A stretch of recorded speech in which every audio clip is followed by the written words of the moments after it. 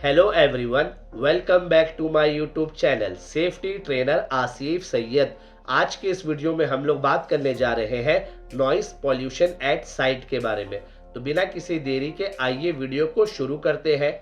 हमारा सबसे पहला क्वेश्चन है शोर यानी कि नॉइस क्या है, व्हाट इज ए नॉइस।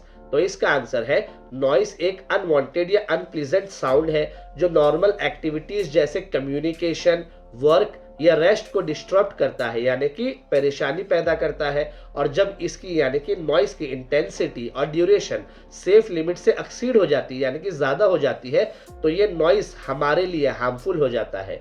हमारा दूसरा क्वेश्चन है नॉइस हैजार्ड्स क्या है, what is a noise hazard. तो इसका आंसर है नॉइस हैजार्ड्स उन साउंड लेवल को रिफर करता है जो ह्यूमन हेल्थ और सेफ्टी के लिए हानिकारक यानी कि हार्मफुल होते हैं।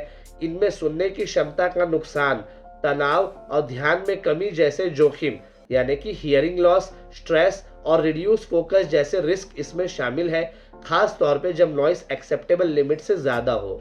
हमारा तीसरा क्वेश्चन है कंस्ट्रक्शन साइट्स पर एक्सेप्टेबल लेवल ऑफ नॉइस कितना है, what is the acceptable level of noise at construction site. तो इसका आंसर है ओशा या WHO।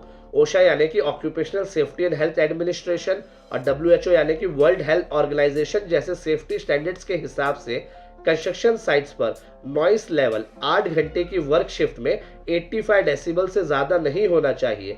और इससे यानी कि 85 डेसिबल से ज्यादा नॉइस लेवल पर हियरिंग डैमेज से बचने के लिए प्रोटेक्टिव मेजर्स की रिक्वायरमेंट होती है जैसे ईयर प्लग्स या ईयर मफ। हमारा चौथा क्वेश्चन है कंस्ट्रक्शन साइट्स पर नॉइस के प्राइमरी कॉजेस क्या है, what are the primary causes of noise at construction site.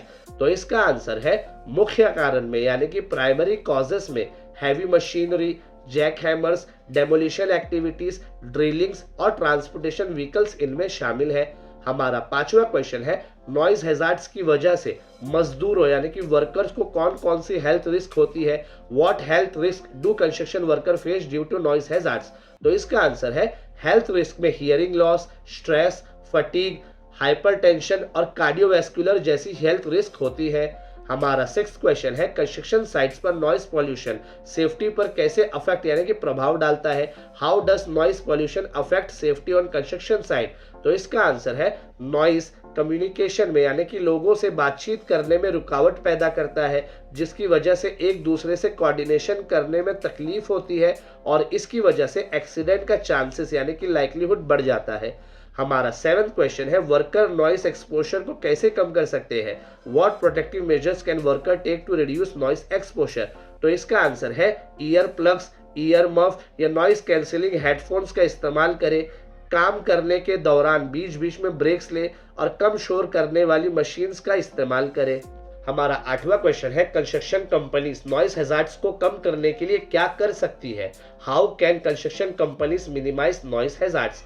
तो इसका आंसर है नॉइजी एक्टिविटीज को ऑफ पीक आवर्स में शेड्यूल करें, नॉइस बैरियर्स को इंस्टॉल करें और नॉइस लेवल को रिड्यूस करने के लिए मशीनरी को मेंटेन करें।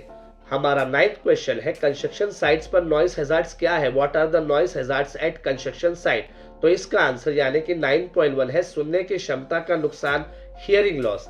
हैवी मशीनों से जैसे जैक हैमर और बुलडोजर से जो लाउड नॉइस एक्सपोजर होता है उससे परमानेंट हियरिंग डैमेज हो सकता है।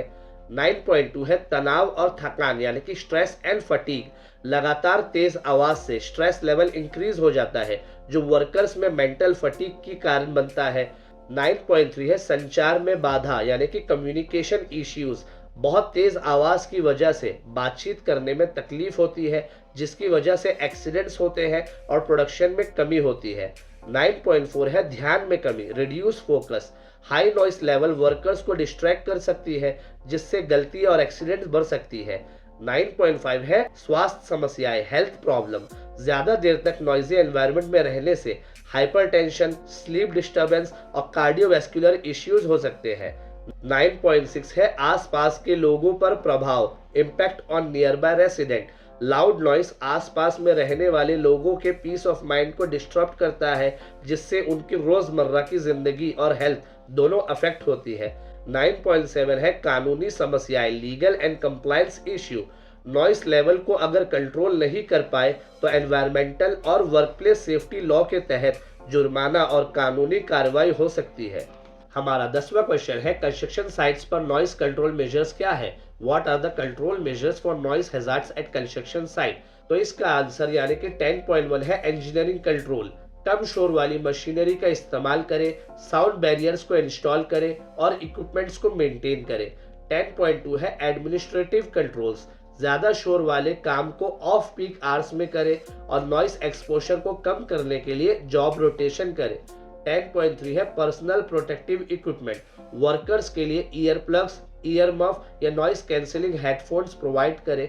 10.4 है मॉनिटरिंग। स्टैंडर्ड्स का कंप्लायंस इंश्योर करने के लिए नॉइस लेवल को रेगुलरली मेजर्स करें।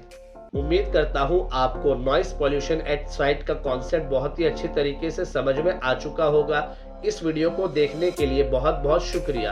अगर आपको मेरा ये वाला वीडियो पसंद आया तो लाइक बटन को दबाना बिल्कुल भी ना भूलें। चैनल को सब्सक्राइब और बेल आइकन को प्रेस कर ले ताकि और भी ऐसे इंपॉर्टेंट टॉपिक्स आपको मिलते रहें। तो मिलते हैं किसी और वीडियो में किसी और न्यू टॉपिक के साथ। तब तक के लिए goodbye and take care.